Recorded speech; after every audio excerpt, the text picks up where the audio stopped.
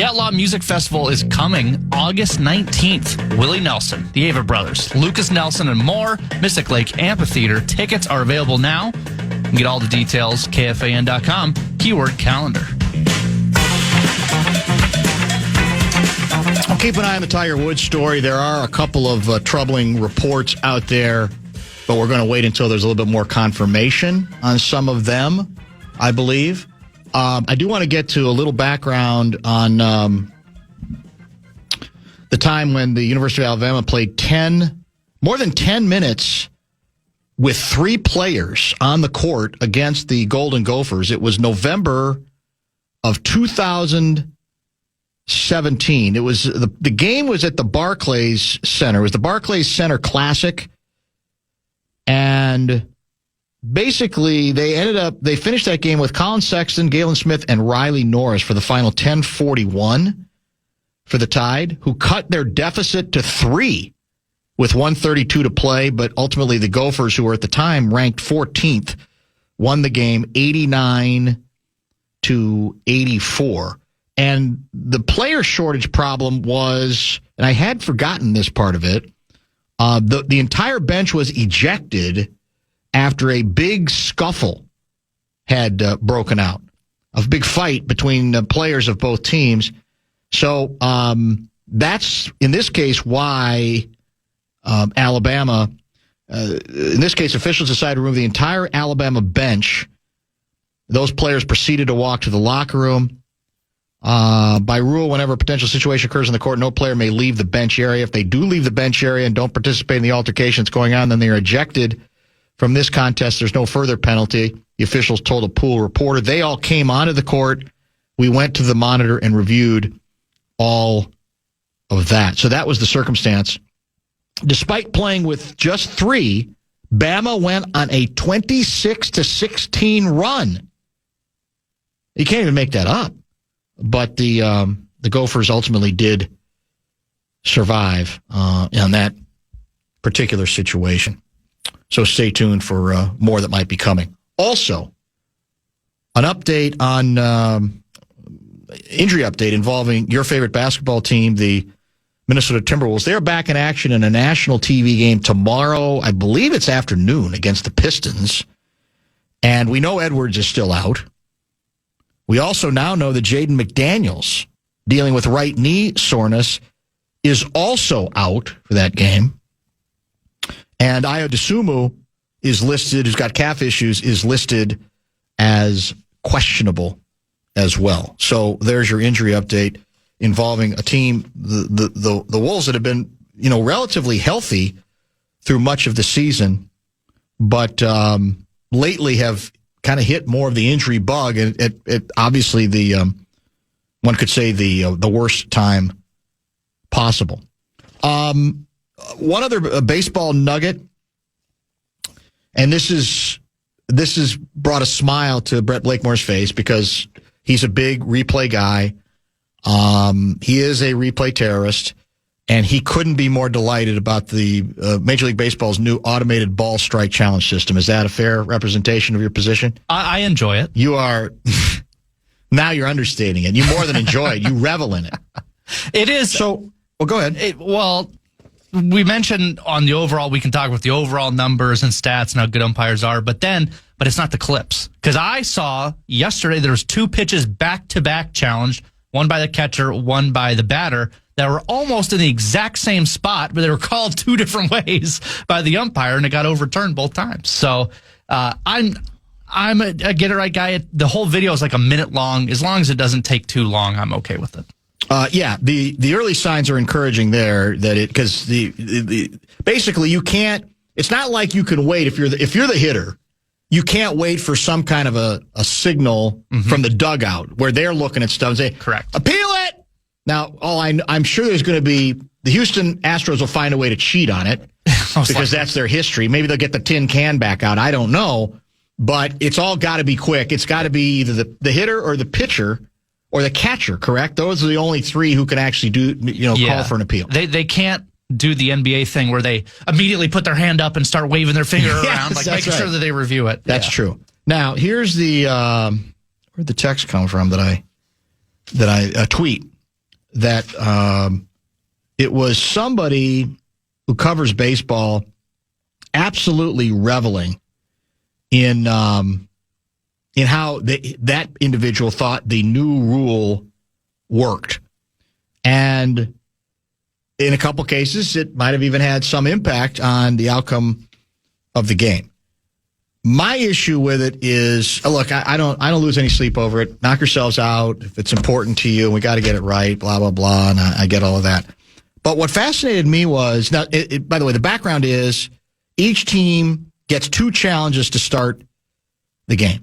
Immediately after a pitch is thrown and with no help from the dugout in deciding, the pitcher, catcher, or hitter can challenge the ball or strike by tapping his helmet or his hat.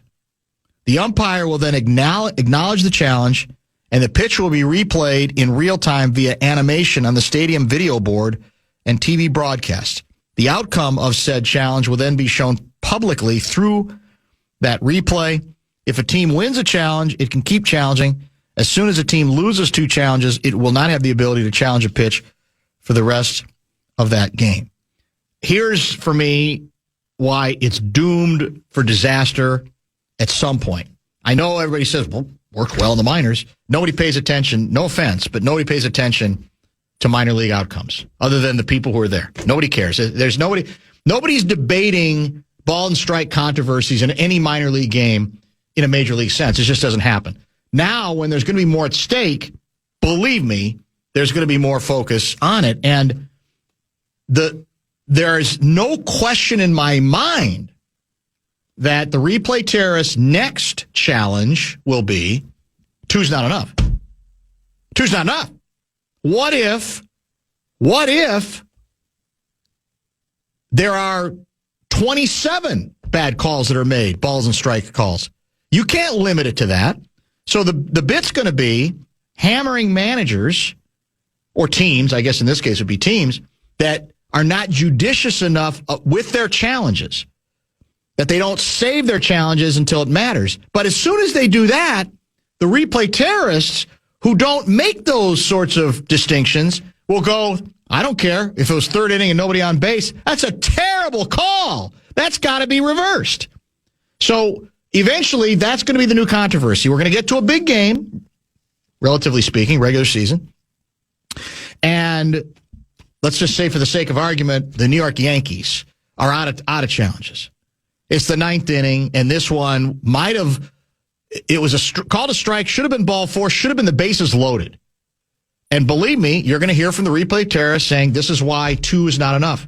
It's not fair to put players in a position where they have to make those kinds of calculations. So the new plea will be endless number, however many number of challenges you want, you should get. Mark my words, that's coming. No matter what anybody says, eventually that's how it'll go. Here's the other thing that struck me from this ESPN story. 2026 spring training games, the new system was used. 53% of challenges were successful. Only 45% of batter-initiated challenges worked, compared with 60% for the defense. Overall, an average of 4.32 challenges per game, 2.28 of which were successful. What does that tell you? Well, that tells you the notion that there's an endless array of egregiously horrible calls made over and over and over again, and it's just a matter of righting that wrong, is nonsense. If only half of them ended up getting reversed. It's not as egregious as has been suggested. You know what's egregious? Is the viral video that shows the same 7 horrible calls day after day, month after month, year after year. And so people come to the conclusion, well, look how many bad calls there are. And say, well, actually, that's the same 7 we've been showing for the last 6 months about one umpire who may well be not up to the challenge. So I'm bored with all of it. Go ahead and do it. Knock yourselves out. But it's never going to be enough. It's never going to be enough. And I'll say again, just because it's worked as well as it had in the minors, trust me, there's more at stake in these games. There's nothing at stake in minor league baseball games. There just isn't. It's all about getting people ready. They barely keep the standings in minor league baseball. But now that it'll involve real teams that seem to have something at stake and fans who are going to, beyond those who are in the seats at those games paying attention, it's going to be, it's going to end, it's just, we're going to end up having an endless amount of hand-wringing and hyperventilation over this does not go far enough and we should be able to challenge as many as we want. I also think, in an odd sort of way, because it's my never-ending effort to actually be sensitive to the replay terrorists like you, I think what you guys don't understand is what it's going to do to your mental health watching a game. Because now that you know this rule is in place, you're not going to be able to stop yourself from losing your mind, whatever inning, whatever situation, going, another bad call. And you're going to be bugged by the fact that there was no appeal on that call, even if there can't be an appeal on every one of the calls because they're going to run out of challenges. But it's going to further erode your ability to just sit back and watch a damn baseball game. You're not going to be able to do it because you're going to be stressed over, that looks bad to me. I would have considered challenging on there. You're never going to enjoy a game again. I mean, it's going to get to the point where it's just robo-umps. At some point. Well, at some point, maybe that's the better way to go. Yeah. To be honest with you, although I've said even there, you know, and I know there will be many people who say the robo-ump's wrong. They don't have the lasers lined up right. Something's crazy about that too. But you probably, if you're going to go this far, you don't do it at all, which is still my preference, or you go all the way with it, which is what ultimately is going to be, that's going to be the clamor, again, because the challenges are not unlimited in terms of number per game. I wonder if you took a stress test of someone stressed about not reviewing a call like you're alluding to, right, or the stress of watching Angel Hernandez call a baseball game, which one would be more stressful? Because I think the latter would be a lot more stressful. So you got the one guy who proves nothing other than he's probably pretty incompetent. That's it. But they wouldn't get rid of him. I'm starting to sound like Tim Cheetah. Well, we'll get to some text after a break. We've got Ben Goessling, bottom of the hour. What are some leftover football Vikings questions that you might have for Ben? And I actually prefer that they have nothing to do with the quarterback situation. I'll listen if there's something original. But what other things do you have? What other things are you wondering about regarding this Vikings club? 64686. That is the world famous Bradshaw and Bryant KFAN text line. Back in just a minute here in the Fan.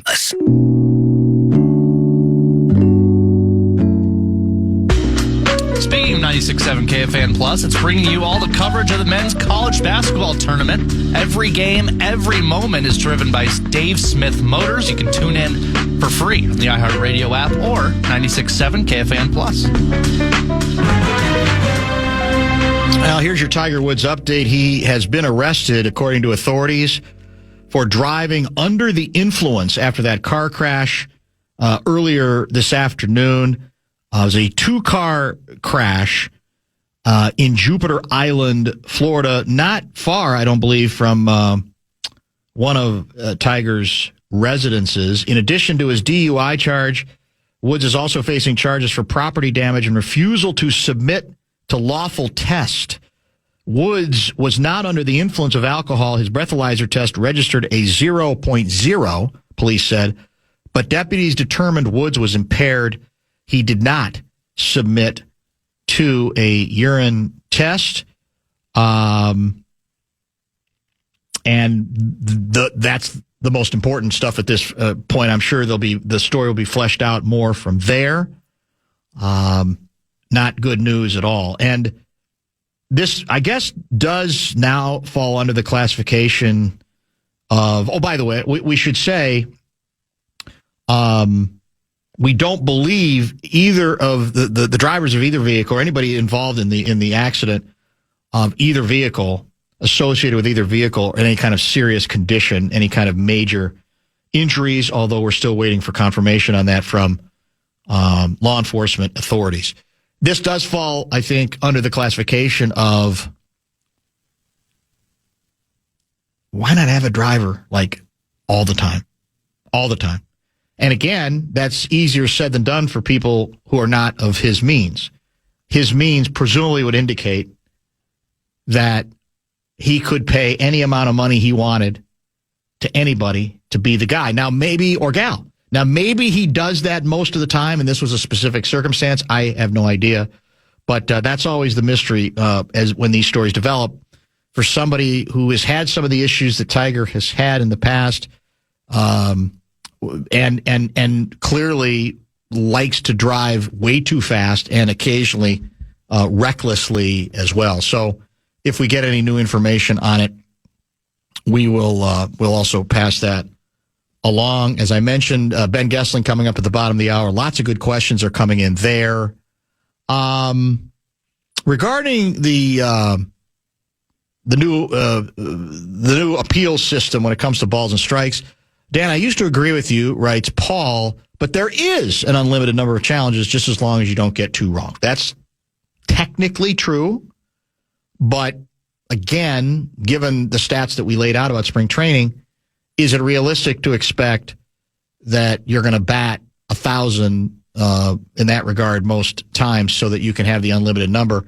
And I'll say again, the notion of, let's just say you get really good, your players and your pitchers and your catchers get really good at figuring this thing out when they should appeal.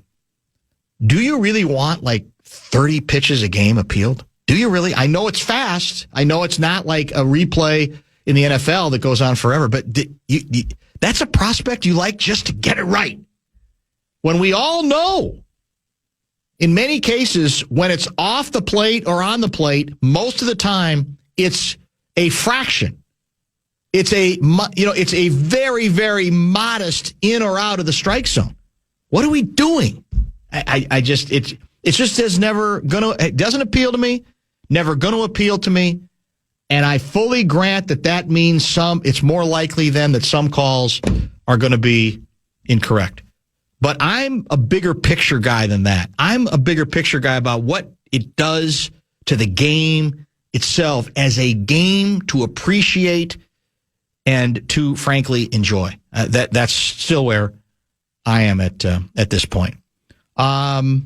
Man, there's a lot of good questions. I appreciate the text coming in, so we're going to try to run through a lot of them with Ben Goessling. And only one of them so far has been a quarterback-related question. And it's not a bad one that I might squeeze in, but the folks have come through with lots of others. So we will save those. I had one other item that I wanted to. I gave you the Wolves injury report. I feel like there was one other. Oh, well, yeah, it won't take that long to get to. So we talked about. I gave the bumper to bumper seal of approval to Bill Maher yesterday because he's going to win he's now been awarded the Mark Twain Award, despite the fact that the White House had said he's not going to get the award. Well, apparently he is now going to get the award.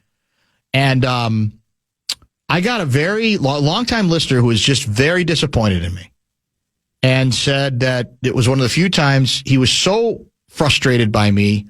He said he was embarrassed for me because of how I characterized Maher's approach to the politics of the day. He thinks Maher is basically a MAGA apologist light. And I obviously respect any listener who's listened to the show for a long time. I hope he's by now turned the thing back on. All I can do and all I can, I think be responsible for is my own views.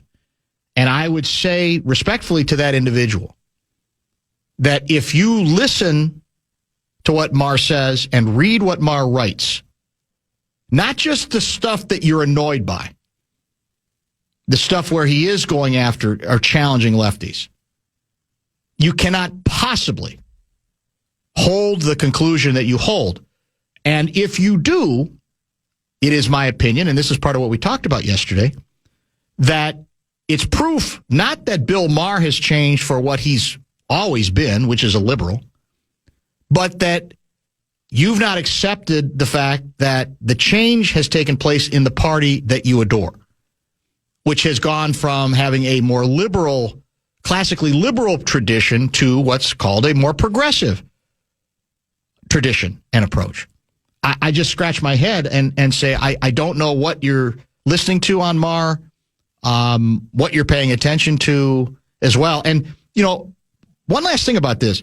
I don't come at it from okay, ripped a righty today, I got to rip a lefty tomorrow. Ripped a lefty today, got to rip a righty tomorrow. It's not that you check the boxes equally or you make sure you're constantly checking the boxes. It's, to me, you check whatever box fits the story that's been put in front of you. That is, to me, the most honest approach and the most direct approach, which I think is what he does. And that still doesn't mean I agree with everything he concludes, and that you have to agree with everything he concludes. But to come away, he thought I was making him sound like too much of a centrist. And at first I thought, well, he means he's actually more liberal than that. No, he thinks he's more conservative than a centrist. And all I can say again is I don't know how much you're actually paying attention to him, or if it's you're remembering only the times where, in your mind, he's carrying the water of the right side of the aisle. Not because that's what he intends to do, but just because his opinion on a given issue is favored or applauded by that side of the aisle in that situation. I don't know how you watch him once a week or a few minutes of each time during each of his programs, and that's your conclusion. I couldn't disagree more. I was bewildered by it. It leaves me shaking my head, and it tells me that, again, the change is more in what the party represents than whether Mar has gone from being this, lunatic fringe lefty to somehow a guy who is constantly carrying the water of the President of the United States. Let's pause here and prepare for Ben Goessling, some toy department stuff. Any more updates on the Tiger Woods story? We'll get to that during the Ben segment, or certainly during the top 5 at 5. And then Lavelle is scheduled for 5:30 tonight.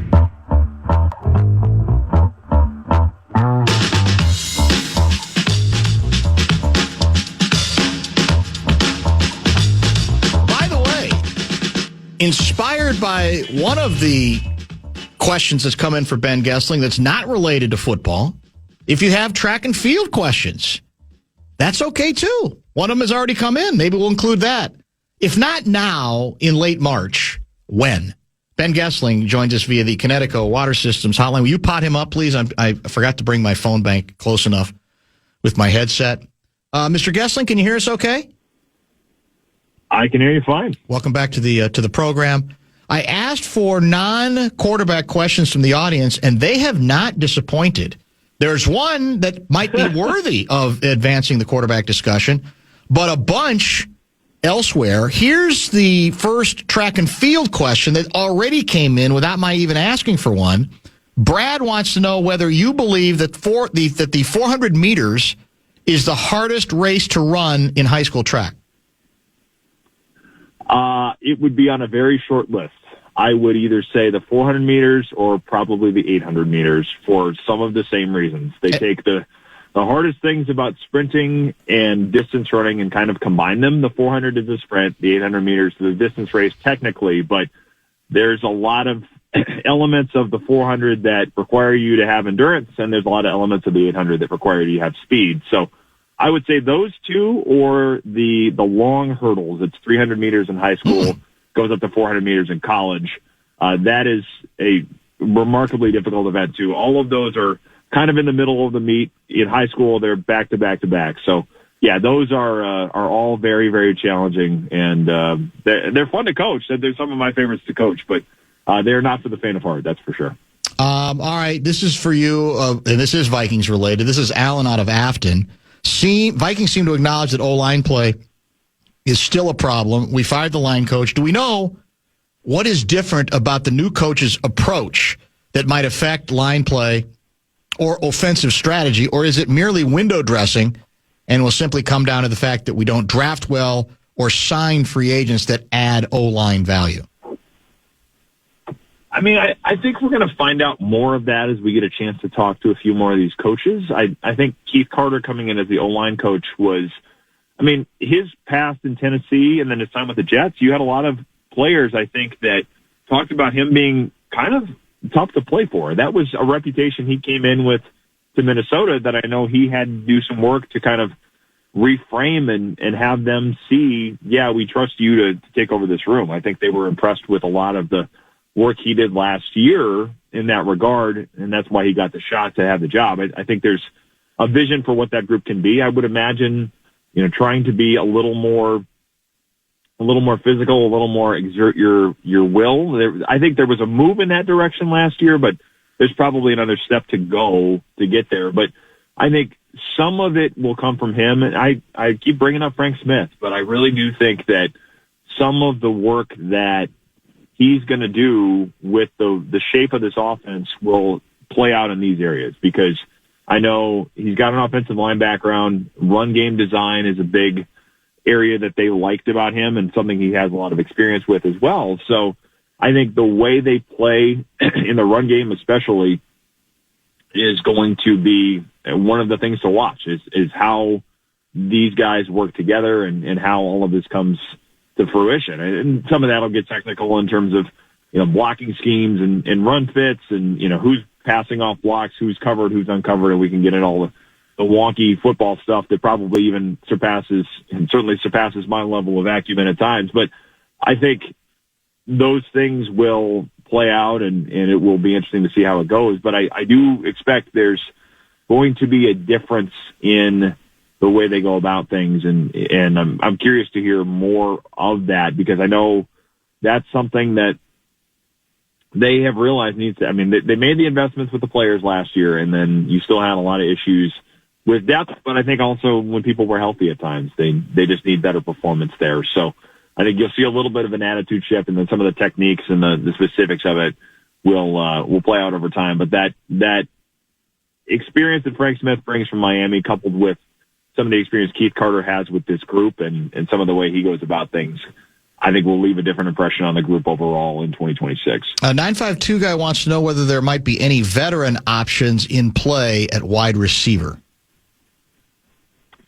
Well, I mean, yeah, I think there will be some, and people have talked a little bit about DeAndre Hopkins, I think, has put things on social media about wanting to play with Kyler Murray or being interested in that again. And it's hard to rule that out. I mean, it would have to come cheap. Right. And the role would have to be kind of well defined, but that's a guy that in the red zone has been really good. He's awfully good at bodying up a corner, taking the ball away, and being able to protect it. And that's something they could use. I think having that big red zone target, I mean, some of that's TJ Hawkinson. Justin Jefferson can be that, and we've seen him do that at times, but having more of those is never a bad thing, especially if it's somebody that's got a rapport with Kyler Murray. So I would look at him as a possibility. I think they'll have, there'll be names that come across the wire here, possibly other guys getting cut. And I think they will look at adding depth at that position because they liked Jalen Naylor. They liked what he was becoming.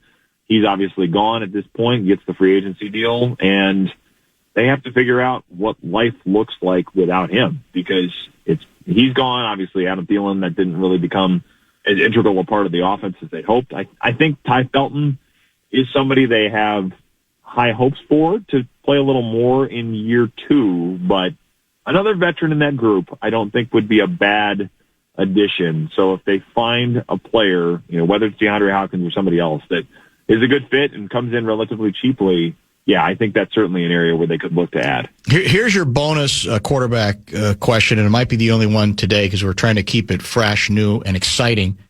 But I don't mind putting this one in the mix. 612 guy wants to know whether there is a schism in the locker room as far as at the quarterback position. Deep down, do we truly know what JJ is feeling internally with the signing of Wentz and Murray? We know what has been said publicly and what will be said publicly. But do we think, there's behind the scenes, whether it's McCarthy or his agent, a little bit more angst, a little bit more fear and loathing that they're not likely to make public, but that might well be part of the backstory that the Vikings have to deal with? Well, I'm sure there are questions in his camp, and I'm sure he has people in his ear saying, "Well, what's this going to mean? Why don't they stand by you?" I mean, Cuddy, I think, has people in their orbit that are probably going to say some of those things. How much of that filters into his thinking, I think we don't quite know that just because we haven't heard him talk, and I think his interpretation of things is probably more important than what may come from people in his camp, especially if they're people that kind of have their own agenda, so to speak. I mean, I don't know that is the case with him. I just think I've seen this before with players where you'll have somebody saying, "Hey, man, they really did you dirty. You should be here." And right. They're kind of trying to ingratiate themselves to the player. So you will see some of those things. And I've done it long enough to see where that comes up. And, that stuff is not unprecedented. I think with him, but I know he's had a decent offseason of work in Southern California. I believe he's back in Minnesota at this point, kind of getting ready for the offseason. And the thing they are very much hoping for, and Kevin O'Connell to this point has said that everything they're hoping for is what they're getting from J.J. McCarthy in terms of how he'd respond to this. We'll see if that plays out. But I think the hope is that he will embrace this as a challenge and say, I'm going to use this as an opportunity to show you that I have made the improvements that you want to see, and I'm still the guy. And I think the way he talked about it at the end of the season when he said, I don't look at it as I own this spot. I'm making deposits on it in the hopes that I own it long term, but I understand that I don't at this point. It's still a lease. So I think a lot of the comments he made would indicate that he understands the bigger picture and understands where all this is going to go. But how he responds to all of it when we actually get into the competition and training camp and a lot of those questions are going to be very focused on the quarterback horse race because there's nothing those of us in this business love more than that, even if sometimes that probably takes on a life of its own. But those questions are going to be there, and how he handles all of that in training camp is, I think, going to have a lot to do with where this thing eventually goes. Ben Goessling covers the Vikings in the NFL, of course, for the Star Tribune, joins us weekly now, pretty much year-round. We are aware, by the way, of the Tiger Woods, the update on that story, the rollover crash that he was involved in and apparently not seriously injured in, but he has been arrested on driving under the influence charges. And we did discuss that earlier, and we'll get back to any developments in that story for all of the obvious reasons. Here's another track and field question coming in for you. How do you decide? This is from Coach Nick from Augie. How do you decide the runner order in your 4x800 relay teams? This is getting really inside track and field, right? This question is a plant. This is Nick Larson, the head cross-country and assistant coach from Augsburg. My boss at Augsburg, when I'm working there in the fall and the winter, yes. I've been coaching at Augsburg, and then in cross-country and indoor track and back in Apple Valley for the spring. So this is totally a plan from him, but I appreciate it. A lot of that is, I mean, you put your fastest person as the anchor generally, but I've had a lot of conversations about this with Sarah Sutton, my co-coach at Apple Valley, who has a lot of thoughts on this. She's a great 800 runner and was a great 800 runner here, but the decision has a lot to do with the type of runner each person is. And one of the things you'll hear her talk about a lot is who's batting cleanup. And in that role, cleanup is number 3, because generally it's got to be somebody that can chase, somebody that wants to go compete, somebody that wants to get us back in a race and get the baton to the anchor in a good spot. So a lot of those decisions, when she and I talk about it, it's kind of what's the competitiveness of the runner. It's not just like who's the fastest person, let's put them last, and then let's put the other fastest person first. And, you'll generally try to do some of those things, but how does this person set us up for the next person to get the baton, and what is the impact going to be of that person on the group? So, it's kind of a fun thing to try to debate and figure out, because sometimes those orders and the way you set those things up matters a lot for how a team does. So, yeah, a lot of those questions come up quickly. Well, what fascinates me about this is you don't even have to necessarily care about track and field, I think, to still be interested in the mental side of this thing, as you say, when you're putting a team together about, all right, where do I factor in how this particular move is going to affect it? You may come to the conclusion, well, this individual is a little stronger mentally and might be able to deal with the fact that he is not in the position he wants to be in on this team, but can handle it, more likely to handle it. and I might have to go with somebody else who might be less likely to handle as well. That stuff, I don't think those are concessions. I think that's, if anything, just, dealing with the fact that these participants are not robots. Yeah, exactly. I mean, that's any sport is going to be like that. It's how do people tick? What does a certain situation bring out of a certain person? I mean, you're constantly trying to think through those things of, if I put you here, if you're in the first leg and you've got all these people around you, and like we have an indoor meet tomorrow at the U of M, and it's going to be chaos where you have a lot of people around you. Are you somebody that operates well in that setting? Are you somebody that's going to react and be a little bit frightened by that kind of a thing? So you're sitting there, and in, I think any sport, whether it's, can this guy play left tackle or swing back to right side, or is he rattled by that? If I put this player on the court in a end of game situation, does he want the ball in his hand? Can he play off the ball? If I put a player on a power play, I mean, all of these things it's part of coaching any sport, I think, where it's, how do the people that I have to work with, how do they tick? How do I get the best out of them? And a lot of that is knowing your athletes as much as it is just knowing the sport. So yeah, and that stuff's always really fascinating to me about coaching. And I think in my years coaching, it's helped me appreciate the art of coaching that the people I cover go through, because there's nothing really that different about it. It's just a matter of, how do people work, and how do I get inside their heads, and how do I kind of use who they are and what they do well, and some of the things that they still need to grow with, and how do we use all of those things to get the best out of them that we can. When we are talking about historic, infamous sports gaffes, which is worse? 12 men in the huddle, or 4 basketball players on the court after the ball has already been inbounded? Oh, boy.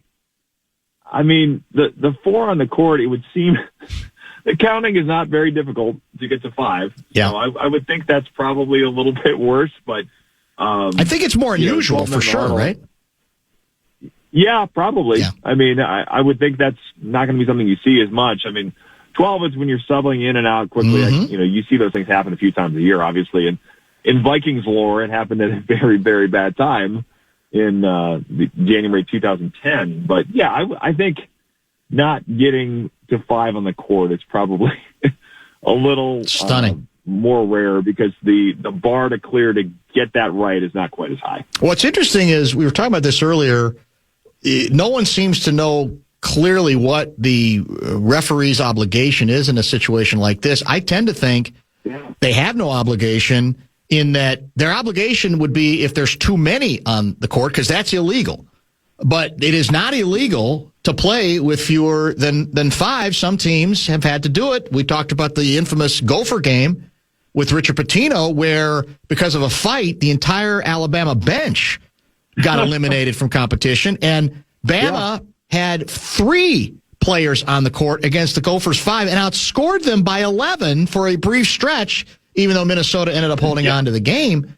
So I don't know if there's any obligation there, but from the hockey community, I'm hearing that in hockey, it is the referees, the officials' responsibility to see that the team has the right number, not too few, not too many, which is interesting. So I don't know if we've had any final resolution on what even Fred Hoiberg was asking after the game, after he did what he kind of had to do, take full responsibility for an astounding gaffe under the circumstances. But hopefully we get some kind of a ruling on it. I tend to think you're right. Because 12 men, that was a big one for the Vikings, but it does happen. We see that. I don't know another occasion where a team is stuck with only 4 players after the ball's inbounded, and it results in the kind of play that pretty much in this case ended Nebraska's chances to come back and win. Yeah, that's one of those. You're gonna rue for a long time. I mean, there's really nothing you can do about it until the whistle blows. So somebody's got to check into the game at the scores table. So yeah, I mean, that's one that I'm sure Fred Hoiberg, who's had a lot of success as a coach, sure has, is going to have a hard time living down for a long time. All right, so help me on the calendar. How close are we to what are the next key dates for the Purple or for the NFL? Yeah, So at least in the NFL, the owners' meetings are next week. So I have the unenviable task, but somebody's got to do it, of going out to the Arizona Biltmore for next week's meetings. And devastating. Osh and Tony arrangements that they have there. Kevin O'Connell will talk there. We'll hear from Rob Brzezinski. We'll hear from Mark Wilf, I think for the first time since the announcement of Kwesi Adolfo-Mensah's firing. So checking in with him and what they're thinking. And at this point in the GM search, I'm interested to hear kind of what the winds are, which way they're blowing on that front, because you certainly hear a lot of talk from people in that building about the faith they have in Rob Brzezinski. And I wonder if it will just end up being people saying, why don't we just go with this? And, they'll do other interviews, I'm sure, but why don't we just have Rob Brzezinski, if he wants the job, ascend to that role? So I'll be curious to hear what the thought process is from all of the principals there. And then Kevin O'Connell being on the competition committee now, is the sense I get from a couple of times I've chatted with him about it is it's not easy work. It's a lot of time on long meetings to debate rule changes, and all of those things come to fruition. We get the new rules at the owners' meetings. So that will come next week. And then the other big one, I suppose, for the Vikings is, or maybe at least the market, is the decision, which will come in a few weeks, about the 2028 NFL draft. They submitted a bid for that probably in the last few months. They went public with that this week, hoping to land a future NFL draft in the Twin Cities, with US Bank Stadium as kind of the center point of that. So we'll get some more information on that in the next few weeks, but I'm sure there'll be some discussion of that bid at the owners' meetings in Phoenix this week as well. And what I'd like you to find out is, I assume it's like you're competing against, I think Buffalo is the other market that is competing hard for that year. I want to know what we have already said we're willing to concede, because I'm hoping it's not what Pittsburgh conceded. Allegedly, because of traffic issues, they're shutting down the public schools for 3 days. Yeah. So I'd like to think that we value education way too much to do it. Damn the traffic, find a way to get the kids there. We're not shutting down our schools for a draft, but I fear that would be part of what we would be willing to concede if indeed that gives us an advantage over Buffalo, for example. Very possible. I mean, Green Bay did this last year, too, where they ended up shutting everything down. They did, I could see the traffic snarls being a little more complicating in Green Bay than they might be in Minneapolis, St. Paul. But, yeah, if this becomes kind of the tradition that everybody gets time off of school, my daughter was born the day of the 2012 draft. I was watching that draft in the recovery room, so I've had this joke with Harrison Smith for years that I can tell you exactly what day you were drafted, man, because it's the day I became a dad. So her Sweet 16 would be during that draft. There you go. The other day, Lydia, you might get a school break if we go this way. I don't know if Minneapolis will, but if that were to happen, your Sweet 16 may come with a little extra vacation time, too. Even better. Have a wonderful weekend. Are you, by the way, going to the championship game Saturday night?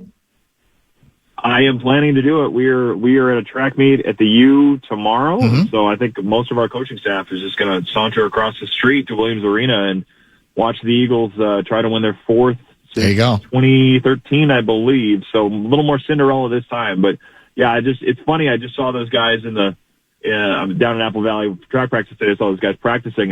The bus driver had come by saying, "Yeah, I'm trying to get the bus for." The team going to the third place game, and it's like, yeah, no, that's not us. I think they had forgotten to cancel that they might need that bus. So, good problem to have. But yeah, they are locked and loaded for tomorrow night at Williams Arena, not at Concordia for the third place game. And yes, I will be there rooting them on tomorrow night. Have a wonderful weekend. Thank you. All right. Thanks, Dan. Ben Goessling, Star Tribune, joins us weekly. We've got Lavelle in about a half hour. We've got some texts that I'm going to save for between 5:15 and 5:30 that have my attention, relating to a couple of different stories we've discussed over the course of the Friday Football Beast. Top 5 will include the latest on the Tiger Woods situation and something we haven't done yet, talk about the Wild.